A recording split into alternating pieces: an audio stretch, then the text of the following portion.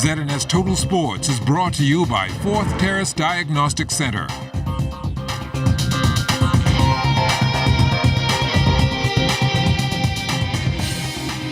Welcome to sports, everybody. Team Bahamas playing for gold tonight at the Senior Men's Kazova Championships in Suriname, with the host country lopping up their spot last night in the final. Trinidad and Tobago and the Bahamas took to the court this morning, with the winner advancing to play for the title. The Bahamas took the opening set. Trinidad came back to take the next two, meaning the 2-4-2 had their backs against the wall, but they never flinched, taking the final two sets and making sure there would be a new champion. Set scores 26-24, 21-25, 22-25, 25-19, and 15-12.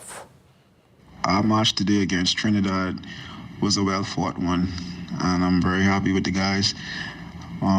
We showed we can play under pressure. We showed we can continue playing consistent volleyball, stick to our game plan, and execute. That game advanced us to the finals, so now we have to match up against Suriname that we played early in the tournament. We lost to them in 5 sets, one of the sets being 42-40. We felt like we should have won that game. So going into tonight's game, we're kind of confident about it. We know what we got to do. We have a game plan for it. So our job is just to go out there now and execute, play consistent, and keep our composure. If things not going our way, press forward. So once we do this, we can bring the gold home to the Bahamas. Now, the winner of tonight's matchup between the Bahamas and Suriname will qualify for the Nosika Continental Cup next year in Canada. The last time the Continental Cup was held in Canada, the Bahamas qualified the year before by winning their first ever Caribbean title in the Virgin Islands. Hopefully the same thing will happen this time around. And with those of you interested, members of the local volleyball community are meeting tonight at Fish Central Arawak Key for a watch party as they show their support for Team Bahamas. While our men's volleyball team goes after gold tonight, another national team getting set to travel in short order. The Bahamas will take part in the Pan American Bowling Confederation Senior and Super Senior Championships, which begin on Sunday in Calgary, Alberta, Canada. Men's national champion David Slatter, a part of the squad, and he has high expectations. Senior men's team, we got 3 former national champs, myself, Lee Davis, Sonny Lockhart, and we got Tyrone Knowles, who was the runner-up this year. So he's been really stepping up his game over the last year and a bit. The chemistry is very, very, very good. We've traveled many times together before. The women's team, we've got national champions there as well, and they're gelling well. And the super senior men, Yule Hoyt and Greg Taylor. Yeah, man, they're fun. They enjoy each other's company. We enjoy their company. Everybody's, I think we're going to have a very unified team, and I think we're going to have a great tournament. Current women's national champ Driscoll Roll, not old enough to compete at the senior level, but she will represent the Bahamas at the Open edition of PopCon. That's next month in the Dominican Republic. We have not done as well as we should have in the past, but definitely with continued practice here, the camaraderie and working on our spares and just the fundamentals, we should do well.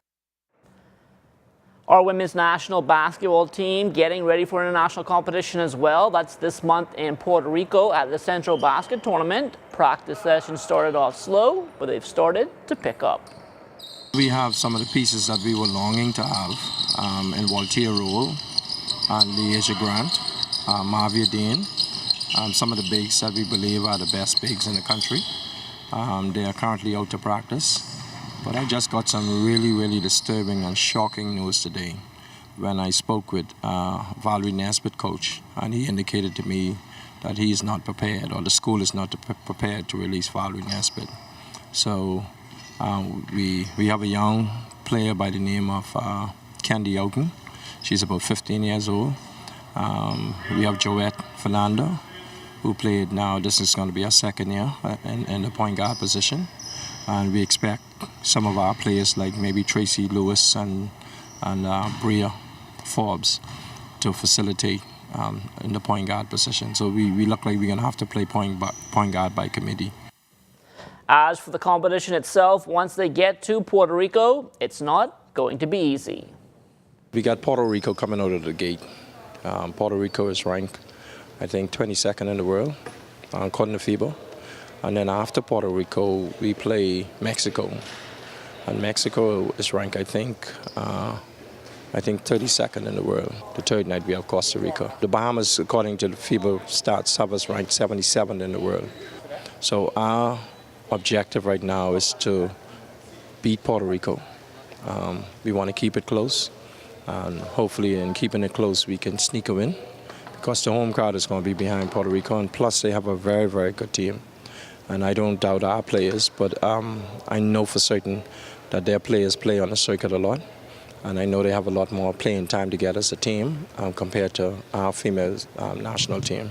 We get an opportunity to qualify for Women's World Cup in 2019 by finishing fourth in Central Basket. So it's going to be a little challenge for us, but we're going to have to go with what we have and try our best to represent the Bahamas accordingly. From the NBA, DeAndre Ayton has yet to play a regular season game, but already a feud seems to be brewing between the Bahamian and 76ers big man Joel Embiid. On draft night, Embiid took to Twitter and said, "Don't compare Ayton to me either. I play defense."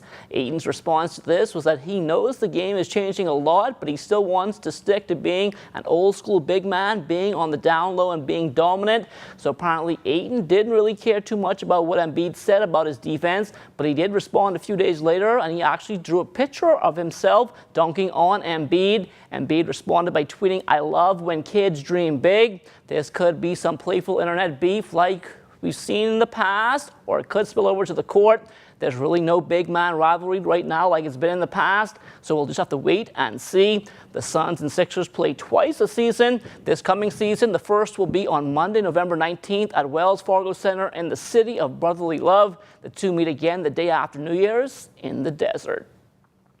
The Bahamas Basketball Federation's Summer of Thunder Series rolling along at the Kendall Isaacs Gym. Over the weekend, the University of the Bahamas Mingos suffering a 105-70 setback at the hands of Marshall. UB head coach Bacchus Roll called it a learning experience.